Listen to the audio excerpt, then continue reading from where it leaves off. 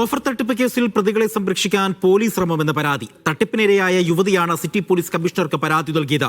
Tripunithura hill palace police സ്റ്റേഷനിൽ പരാതി നൽകിയിട്ടും BJP നേതാക്കന്മാരായ പ്രതികൾക്കെതിരെ കേസെടുക്കാൻ തയ്യാറാകുന്നില്ല എന്നും കേസ് ഒത്തുതീർപ്പാക്കാൻ ശ്രമിക്കുന്നു എന്നാണ് പരാതി. അതേസമയം പ്രതികളായ BJP നേതാക്കന്മാർ തദ്ദേശ തെരഞ്ഞെടുപ്പിൽ സ്ഥാനാർത്ഥികളാണ് എന്നും രാഷ്ട്രീയ സ്വാധീനം ഉപയോഗിച്ച് പ്രതികൾ കേസ് അട്ടിമറിക്കാൻ ശ്രമിക്കുകയാണ് എന്നും കോൺഗ്രസ് ആരോപിക്കുന്നു. 23 വയസ്സുള്ളൊരു കുട്ടിയാണ് ഇതിനകത്തൊരു സ്ത്രീ ഈ സ്കൂട്ടർ പാതി വിലയ്ക്ക് കൊടുക്കുമെന്ന് പറഞ്ഞുകൊണ്ട് അവരുടെ നിന്ന് പണം മേടിച്ച് 63,500. അതിന് നേതൃത്വം കൊടുത്തത് ഉദയംപേരൂരിലെയും ഉദയംപേരൂരിലെയും തൃപ്പൂണിത്തുറയിലും BJPയുടെ പ്രാദേശിക നേതാക്കളാണ്. അവർക്കെതിരെ നേരത്തെ തന്നെ തൃപ്പൂണിത്തുറ പോലീസ് സ്റ്റേഷനിൽ പരാതി കൊടുത്തിരുന്നു. പക്ഷേ പോലീസിൻ്റെ സമീപനം ഇത് പരാതി സ്വീകരിച്ച് കേസെടുക്കുക എന്നുള്ളതല്ല, മറിച്ച് അത് ഒത്തുതീർപ്പാക്കി വിടുക എന്നുള്ളതാണ്.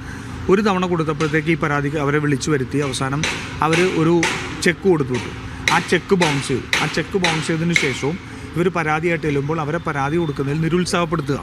കൃത്യമായിട്ട് മൊഴിയിൽ ഇതിനകത്ത് ഇവരുമായിട്ട് നേരിട്ട് ബന്ധപ്പെട്ടവർ ഈ 2 പേരാണ് എന്നുള്ളത് വെച്ച് മൊഴി കൊടുത്തിട്ടും ആ മൊഴി അടിസ്ഥാനത്തിൽ കേസെടുത്തിട്ട് ഇവർ അപ്പോഴും സൈൻ എന്ന് പറഞ്ഞൊരു കമ്പനിക്കെതിരെ മാത്രമാണ് കേസെടുക്കുന്നത്. അതല്ലാതെ ഇതിൻ്റെ കൃത്യമായിട്ടുള്ള ആൾക്കാർക്കെതിരെ കേസെടുക്കാൻ ഇവർ തയ്യാറല്ല.